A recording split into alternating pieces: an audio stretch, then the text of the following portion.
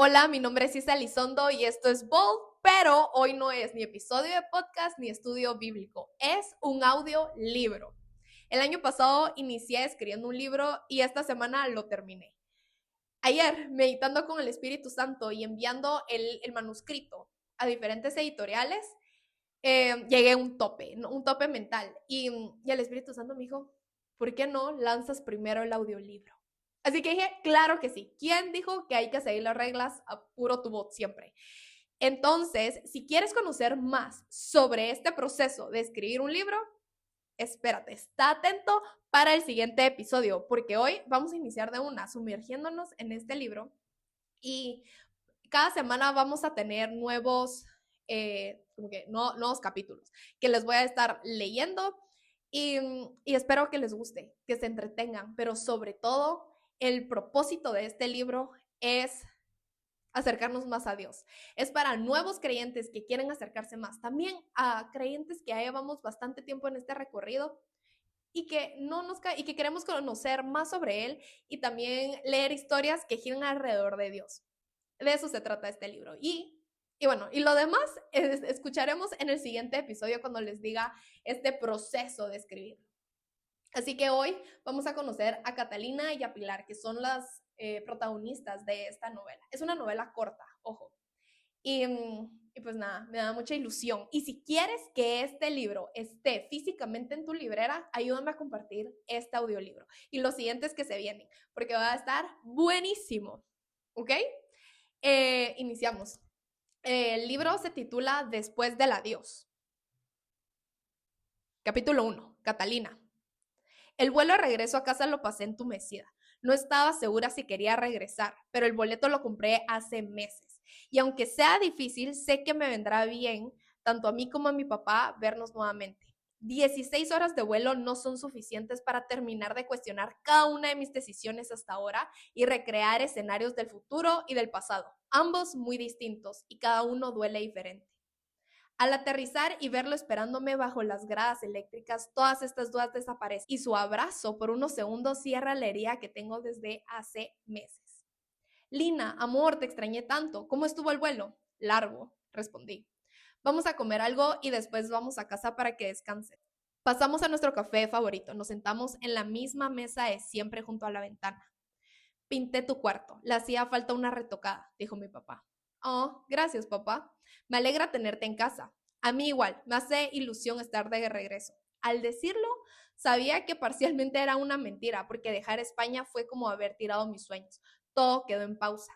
Aunque, si soy honesta conmigo misma, los planes no iban tan bien como esperaba. Era una recién graduada, desempleada, quien solo tenía un piso para vivir porque los padres de su mejor amiga y compañera de cuarto eran los dueños. Lina, tengo noticias que no son fáciles de decir.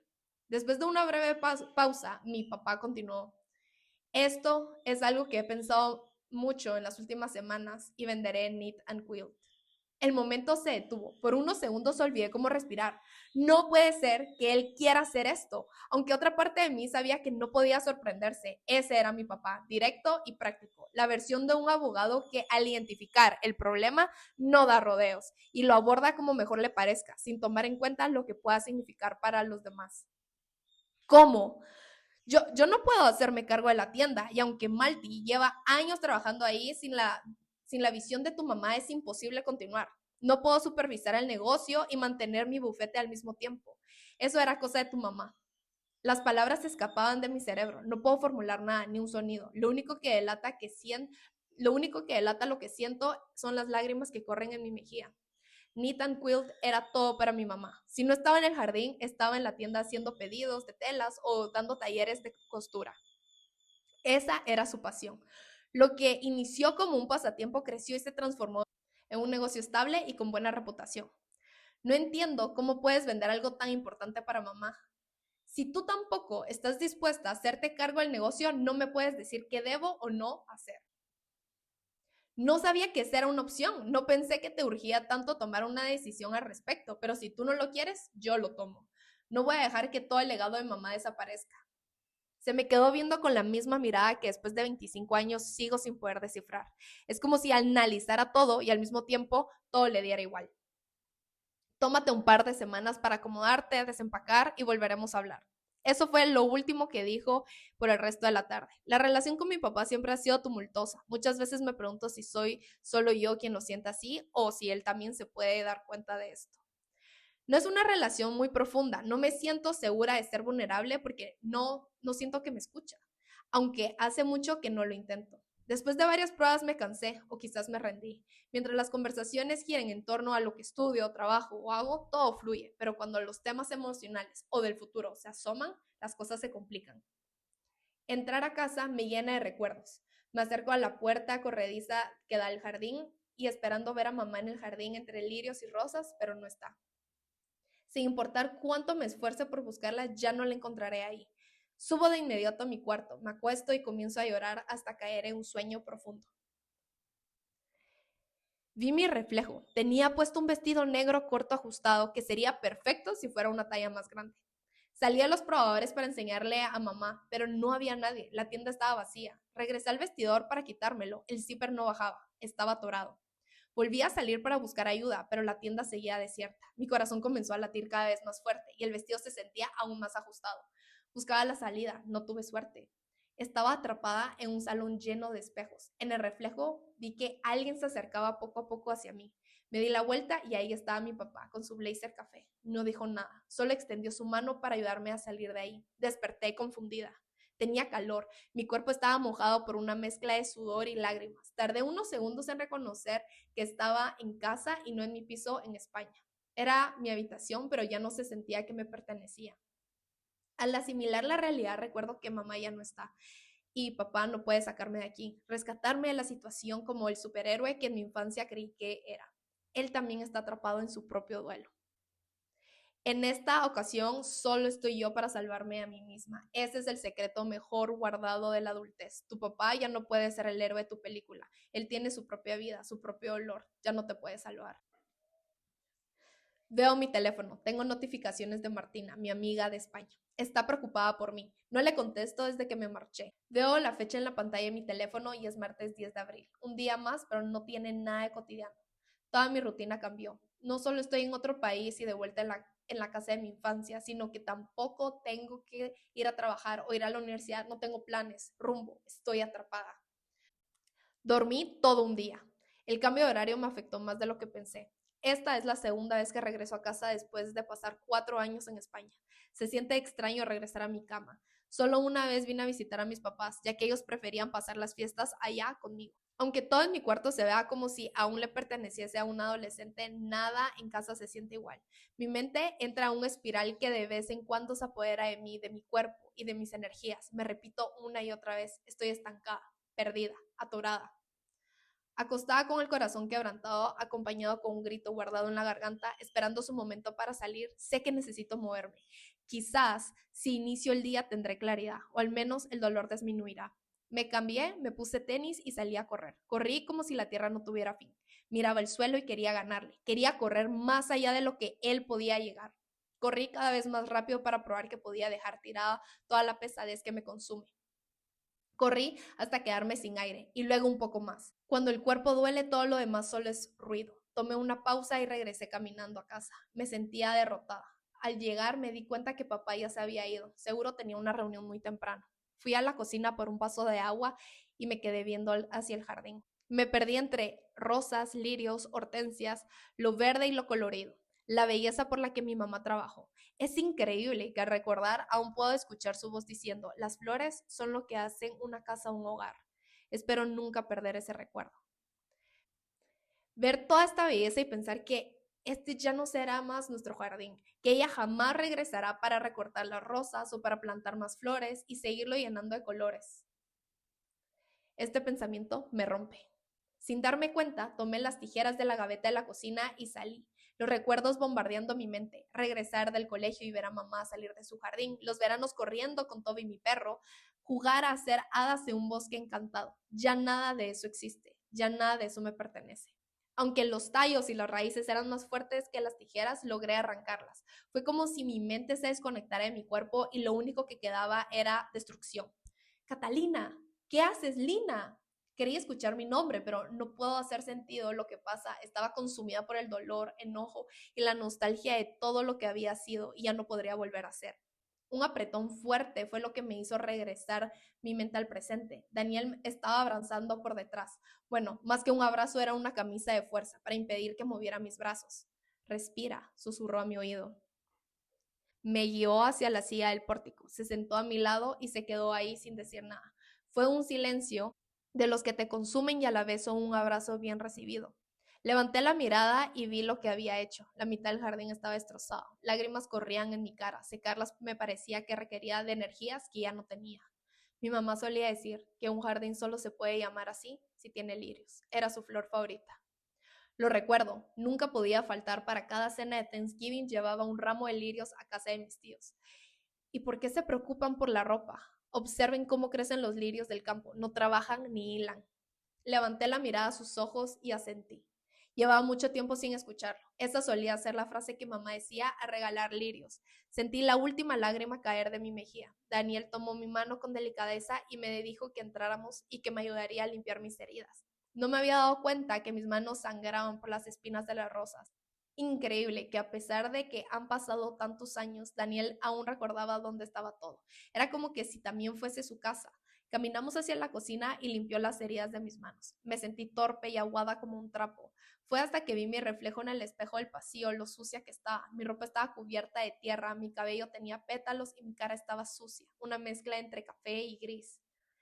La casa sin ella no es igual. Daniel no respondió, solo me vio y continuó, colocando una curita en mi dedo. Fue como si un switch se prendiera dentro de mí. No podía parar de decir todo lo que me estaba comiendo por dentro.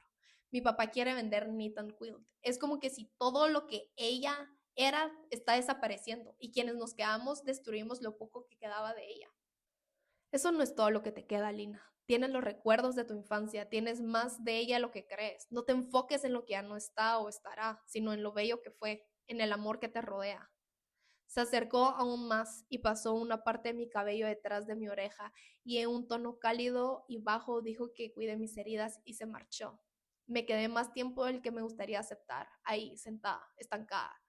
Recuerdos invadieron mi mente y cada uno de ellos abrieron heridas y crearon nuevas. Toda mi infancia está llena de mi mamá, siempre ha sido mi mejor amiga. Incluso extraño su tono de regaño, sus preguntas invasivas y comentarios inesperados. Hay palabras que cambian tu vida tan rápido que es como si fueras un pasajero en un auto de carreras que va a 200 kilómetros por hora, una velocidad más fuerte de lo que tu mente puede procesar. Avanzas sin lograr dimensionar el impacto que tendrán. A finales del año pasado fue la primera vez que regresé a casa por las fiestas. Esa vez decidimos que lo mejor era que yo viniera porque debía renovar mi pasaporte. Era año nuevo. Teníamos planeado quedarnos en casa para comer lasaña de nuestro restaurante favorito y terminar la noche con fresas, canolis y champán. Mientras jugábamos juegos de mesa y veíamos películas. De adolescente anhelaba tener noches de año nuevo mágicas, de esas en donde usas un vestido corto de brillantes, te maquillas, usas tacones y bailas hasta no poder más. En cambio, ahora que llevo años viviendo en otro país sin mis papás, lo único que puedo pensar es pasar tiempo con ellos. Irónico, cómo creía que no era tan unida a ellos. Seguro usaba ese argumento para convencerme que no los extrañaría y estaría bien estudiando en otro continente. Puede ser que la noche no inspirara la magia de antes, de todas las fiestas a las que fui, pero tenía algo más especial y era que estaba en casa y reconocía que este era mi hogar. Estaba con las personas que más quería, haciendo lo que más me gustaba. Hasta que llega ese momento que no ves venir, el momento que el miedo es tan grande que te engañas repitiendo que debe ser un error, que no entiendes lo que miras y que esta no es tu vida, sino la de alguien más, pero cuando ves a tu alrededor estás sola y debes enfrentarlo. A 5 minutos de cambiar de año, mi mamá fue a buscar las copas para brindar. Papá y yo estábamos en la sala abriendo la botella, cuando escuchamos que las copas cayeron en el suelo y no escuchamos respuesta al preguntar a mi mamá si estaba bien. Corrimos hacia la cocina donde encontramos a mamá convulsionando en el suelo, rodeada de miles de pedazos de vidrio. Mi papá se acercó a ella para ponerle helado mientras me gritaba que llamara a la ambulancia. No recordaba dónde estaba mi teléfono. Vi el de mi papá sobre la mesa e hice la llamada. El resto de la noche fue como una escena en cámara lenta y borrosa. Sigo sin poder enfocar lo que sucedió. Después de esto, solo recuerdo que pasamos horas en la sala de espera del hospital mientras le hacían examen tras examen, hasta que escuchamos el diagnóstico que ni siquiera nos atrevíamos a pensar: cáncer.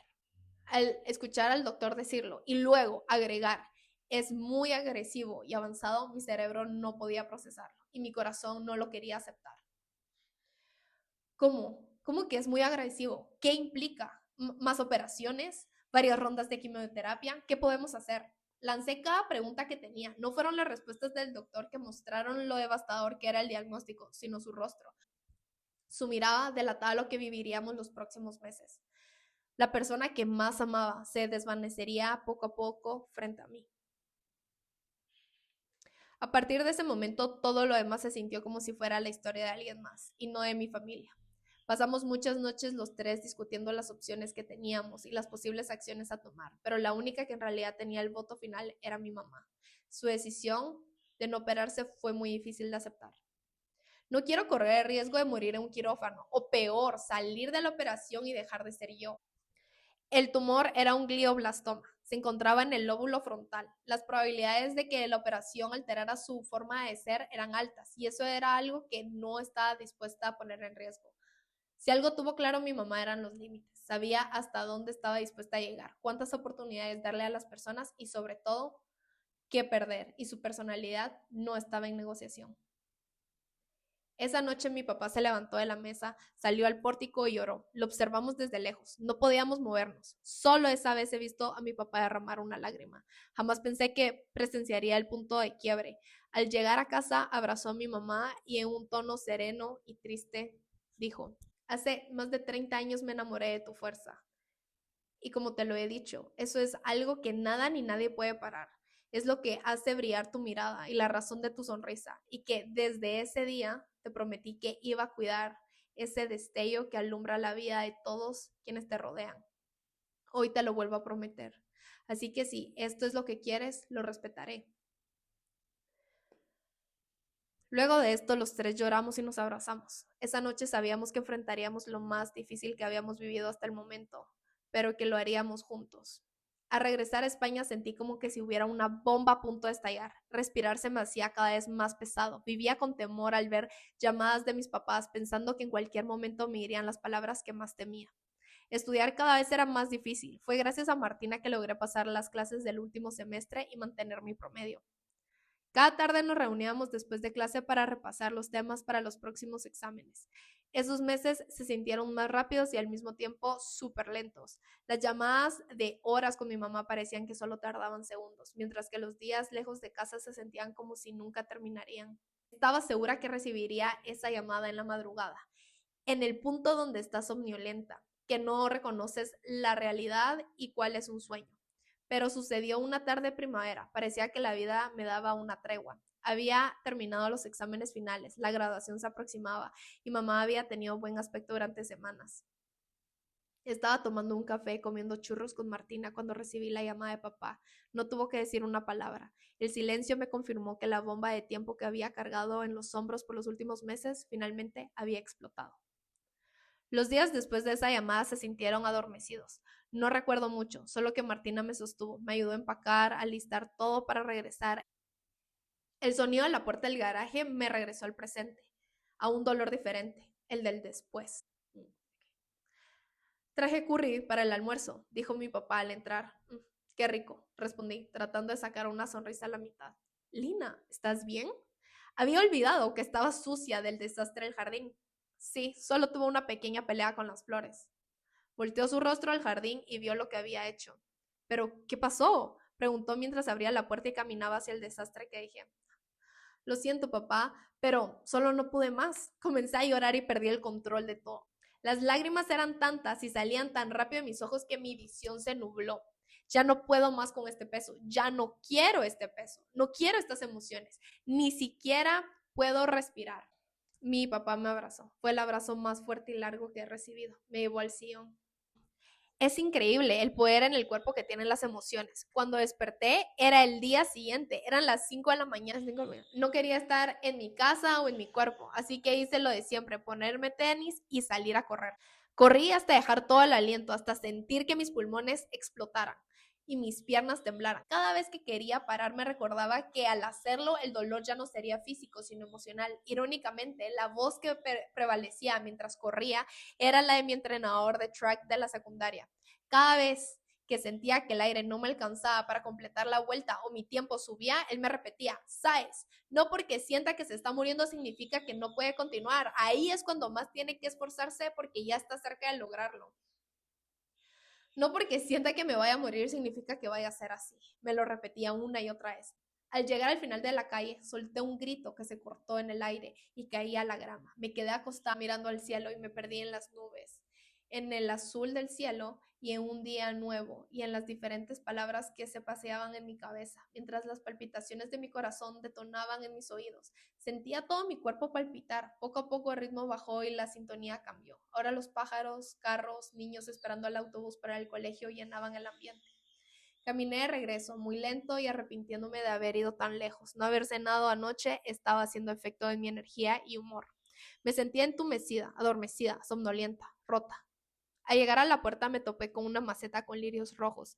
Al levantarla y verla de cerca tenía una tarjeta que decía: "Lirios del bosque encantado. Atentamente, los duendes". Daniel. Deseé que la corrida aún fuera la responsable de lo rápido que sentía mi corazón. Fue una mezcla entre sentirme que alguien miraba mi dolor y que me acompañaba en él, pero al mismo tiempo eso significaba que todo lo que estaba viviendo era real. Y además me hacía cuestionar por qué tenía este gesto conmigo después de años sin vernos y ni siquiera hablarnos. ¿Por qué hacía esto? Pero sin importar esto, quería darle las gracias.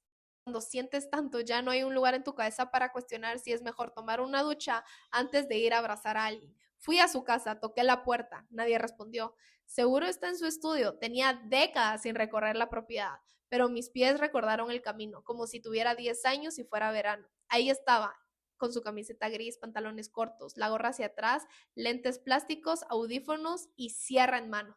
Hola. Nada. Daniel, dije en un tono más alto que mi garganta me permitió. La tenía rasposa y me dolía un poco después de haber gritado. Volteó y se quitó las gafas y me quedé parada, maceta en mano, frente a él, y por primera vez en mi vida no lo vi como el niño molesto que venía durante el verano, el niño que me tiraba globos de agua mientras estaba afuera leyendo. O cuando jugábamos el bosque encantado, exigía ser un duende que cazaba hadas. No, ya no era ese niño, era un extraño, que únicamente conozco una versión antigua de él, pero carezco de las demás piezas de rompecabezas para tener una imagen completa del hombre que está delante de mí ahora. Unos duendes dejaron esto en mi puerta, dije. Así, dejaron de cazar hadas y se convirtieron en jardineros. Más bien en carpinteros, dije, sonriendo un poco. ¿Qué estás haciendo? Es una mecedora, o al menos eso es lo que tengo planeado que sea. Estoy experimentando con diferentes tipos de madera. Me acerqué, pero aún no tenía forma, solo eran tablas de diferentes tonos y tamaños. En los últimos años, lo único que supe de él fue lo que subía en su página de carpintería. Se hizo viral durante la pandemia.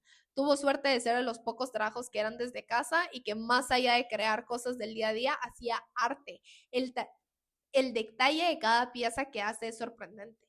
Desde entonces ha salido en varias revistas, podcasts y en los medios locales. Con que así es que se siente ver de cerca el trabajo de Daniel. Sonrió un poco apenado. No es la gran cosa, los medios exageran. ¿No consideras que cada una de tus piezas cuentan una historia con los detalles y el tipo de madera? Para haber estado desaparecida por los últimos 10 años, estás muy bien informada de lo que he hecho. Es el resultado de pasar horas en TikTok durante la pandemia. Y además, tus tíos no paran de hablar de las grandezas del sobrino. Sonrió con la cabeza hacia abajo. ¿Y qué dice la famosa escritora? Solo fue un artículo. No fue nada, respondí en un tono más triste de lo que quería. Lina, no fue mi intención. Todo está bien, es solo que por un segundo creí alcanzar lo que trabajé por tanto tiempo y tan duro, y ahora ya no lo tengo. Regreso a este país en donde crecí, pero nadie me conoce. Soy un fantasma en mi propia ciudad. No digas eso. Tu historia fue publicada en varias revistas. Igual, ¿qué más da si nadie escuchó de ti? Siempre has sido capaz de meterte en cada espacio que quieres y conseguir lo que imaginas. El nudo regresó, solo que no estaba oculto en mi garganta, sino en todo mi cuerpo, en mi estómago, rodillas, corazón. Ya no puedo seguir escuchando que existía puertas para mí en donde ya no Ya no puedo seguir escuchando que existen puertas para mí porque ya no las veo. Asentí y traté de dar mi mejor cara. Solo quería darte las gracias. De nada, Lina. Tu mamá no era la única con la habilidad para el jardín. Le puedes dar tu propio toque. Sonreí un poco y regresé a casa, aferrándome a los lirios. Cerré la puerta y observé lo que quedaba de mi casa. Cerré la puerta y observé mi casa. Cerré la puerta y observé mi sala. Las fotos colgadas que dan testimonio de los años que pasamos juntos son la prueba que ella existió, que todos esos momentos fueron reales. Abracé todos los recuerdos que están en estas paredes. Todo, Cerré la puerta y observé mi sala. Las fotos colgadas dan testimonio de los años que pasamos juntos. Son la prueba que ella existió, que todos esos momentos fueron reales. Abracé todos los recuerdos que estas paredes han guardado durante toda mi vida. Las navidades, cumpleaños, peleas, risas, guerras de palomitas de maíz, todo. Puse los lirios en la cocina y me di cuenta que ya no había vuelta atrás. No hay botón de pausa ni para adelantar unos meses y tener las respuestas. Lo único que tengo es esto, el presente. ¿Cómo estás, amor? Cuando bajé ya no estabas, preguntó mi papá. Fui a correr, necesitaba despejarme. Lina, no quiero que te sientes abrumada. No tienes que decidir qué hacer con Ethan Quilt. Lo siento si te presioné. No me había dado, no te había dado esto, pero mamá lo dejó para ti. Era un cuaderno vintage, de cuero, café claro, con una pita que lo rodeaba todo para mantenerlo cerrado. Debía tener al menos 500 páginas. Tu madre pasaba escribiendo en esto todo el día. No sé qué es lo que dice, no me dejaba leerlo. Solo sé que quería que tuvieras algo de ella. Algo de sus últimas palabras, dijo, con la voz entrecortada. Gracias, papá, respondí. Ya me voy a trabajar, nos vemos en la noche. Cortó la conversación y me dio un beso en la frente y se marchó. Me quedé parada viendo el cuaderno en la cocina por mucho tiempo, asimilando que esto es lo último que tengo de mi mamá. No sería un recuerdo, sino algo real. La última vez que formaría parte de mi presente. Son palabras que desconozco. Respiré profundo y comencé a leer. Pilar. Mi niña, mi amor, mi cielo. Escribirte esto me duele porque sé en qué momento de tu vida te encuentras, en el que ya tu mamá partió. No sé cómo se ve tu vida ahorita, pero asumo que hay dolor, duelo y confusión. Déjame aliviar un poco ese sentimiento contándote un poco de mi historia. Desde tu infancia, junto con tu papá, hemos ocultado parte de la historia. No porque no quisiéramos compartirlo, sino porque ya no lo veíamos importante o quizás no sabíamos cómo crear ese vínculo contigo. Compartir tu pasado con tu hija es algo que nadie te enseña, y mucho menos si vienes de los padres como los nuestros, en donde la relación entre padre e hijo era distante. En estos meses he reflexionado mucho sobre la vida, en especial del pasado. Y ahora que leo la Biblia, comencé a ver cosas que nunca les presté atención. Espero que este diario te dé lo que por muchos años carecí. Aunque sentía un vacío en mi interior, nunca me detuve a interiorizar hasta ahora. Lo mejor que te puedo dar es mi Biblia. La dejé en la gaveta de mi escritorio. Es para que la leas y veas por ti misma lo que en estos meses encontré en cada una de sus páginas. Más allá de conocerme, deseo que conozcas sobre Dios, sobre el ser que te ama más que yo. Lágrimas cayeron sobre las hojas y la tinta se corrió hacia los lados. Hojeé las siguientes páginas y eran sobre cómo se conocieron con mi papá. Me sorprendió que eso fuera lo primero. Seguro habrían partes que nunca me habían contado. Antes de continuar, quería ver la Biblia, así que corrí hacia la oficina de mi mamá, abrí la gaveta y ahí estaba. Era turquesa con flores bordadas, blancas. Todas las páginas estaban subrayadas y tenían anotaciones. Las comencé a leer, unas hacían más sentido que otras. La cerré y la abracé. Ver su letra y leer lo que pensaba fue como tenerla cerca otra vez. Me impresiona la cantidad de lágrimas que una persona puede generar. Jamás había llorado tanto como en estas semanas. Me costaba procesar que no sabía un detalle así importante de mi mamá. Nunca habíamos sido el tipo de familia que iba a la iglesia todos los domingos. Solo era para Pascua y Navidad. A lo largo de mi vida nunca le he dedicado mucho tiempo a pensar quién es Dios. Es pensar que esto fue lo último que leyó y escribió mi mamá. Debe ser porque merece la pena.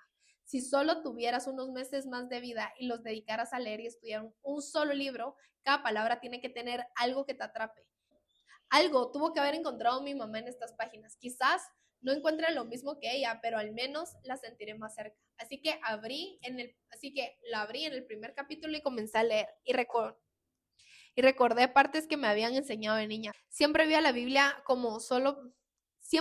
visto a la Biblia como un libro para quienes le interesan la teología o para las señoras de tercera edad. Así que nunca le presté atención ni interés. Aunque no entiendo por completo todo lo que leo, puedo ver que hay cosas más allá de la superficie. Las anotaciones de mi mamá son de gran ayuda.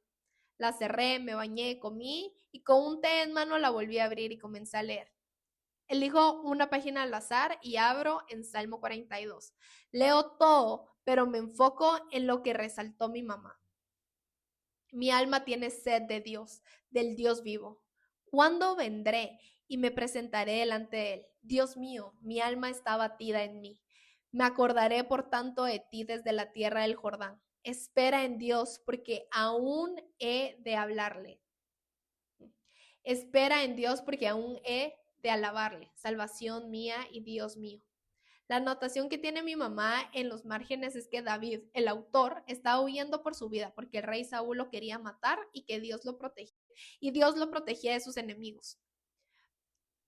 Pude sentir el quebrantamiento de David, su desesperación y también un poco de su alivio. Aunque era perseguido y no tenía certeza de nada, alababa a Dios y reconocía que solo Él podía protegerlo y darle lo que necesitaba. Me sentí vista de una manera que nunca había experimentado. Más allá de sentirme comprendida, había algo en mi interior que no puedo nombrar, pero eran ganas de saber más, de comprender mejor.